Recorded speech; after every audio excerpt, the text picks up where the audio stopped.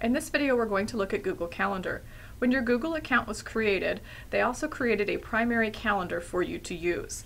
In Google Calendar, you can have any number of secondary calendars. So you could have a calendar for your meetings, you could have a calendar for your lesson plans, you could have a calendar for your after-school activities.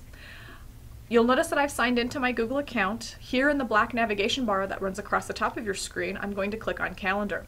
I'm using Chrome, which is the browser that we want you to use for all of your Google apps, and you will notice that when I click on Calendar, it opens in a new tab. So I can switch back and forth between my mail and my calendar very easily. Now over here, I can see the calendars that I have created. This calendar here that has my name on it, that was the primary calendar that was created when my Google account was created. So if you haven't changed the name of that calendar, it probably is your first and last names. I don't think it makes much sense to have a calendar with my first and last names on it, so I'm going to make this my school calendar. To do that, I'm going to hover my cursor over the calendar, the name that I want to change. I'm going to click the down arrow, and I'm going to go to Calendar Settings. Here is the calendar name. I'm going to change this to School. And you can go ahead and give it a description and a location, but those two things are optional. I'm going to go ahead and click Save. And now we can see that that calendar name has been changed to School. If I want to add another calendar to my calendar list, I'm going to come up here to where it says My Calendars. I'm going to click the down arrow, and I'm going to choose Create New Calendar.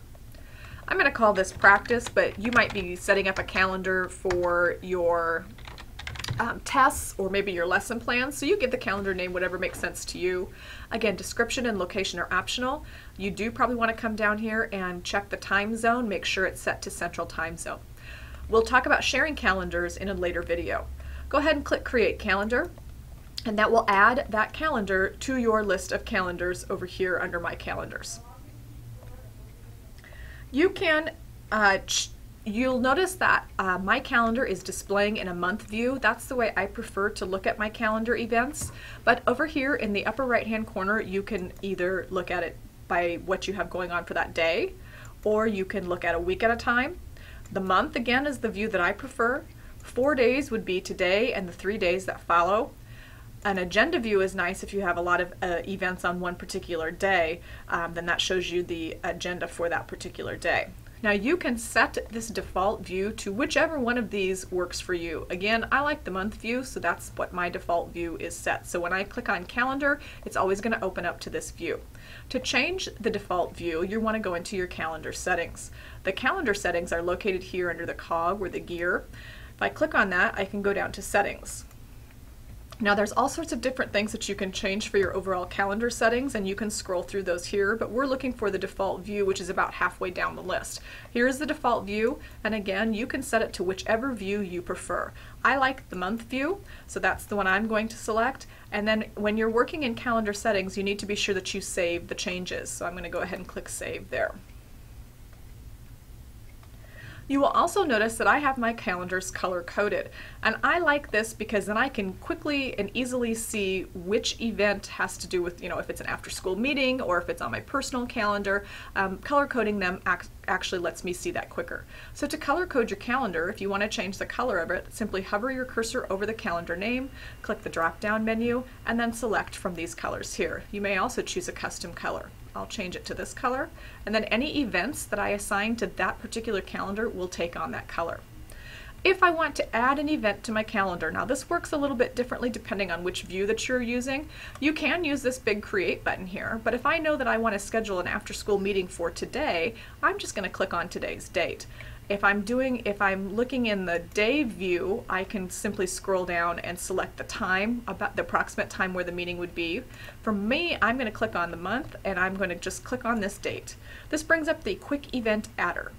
Now, if the event is at a particular time, start with that time. So my event is going to start at 3:30 p.m. If you start with a time, then it will chronologically list the time in the order that they are listed. And I'm going to say Meeting. And I'm going to assign this to my practice calendar. So I'm going to choose my calendar here, and I'm going to click Create Event. And now we can see that I have a meeting at 3:30 today, and it's in the color that matches the color code of my calendar. If I need to change or edit this event, I can simply click on the event and click Edit Event. This brings me to a greater event detail, so I can change the time here. I could make it an all-day event. I could specify where the event was going to be. I can change the calendar the event is attached to. I can add a description. I can even add an attachment. So if I have an agenda in a Google Doc, I can add an attachment right here to this calendar date. I can change the color of the event. And I can even invite guests. So that's all the different things that you can do when you're going to the event details. So if you make any changes there, you want to click Save. So that shows you how easy it is to schedule events on calendars and create new calendars.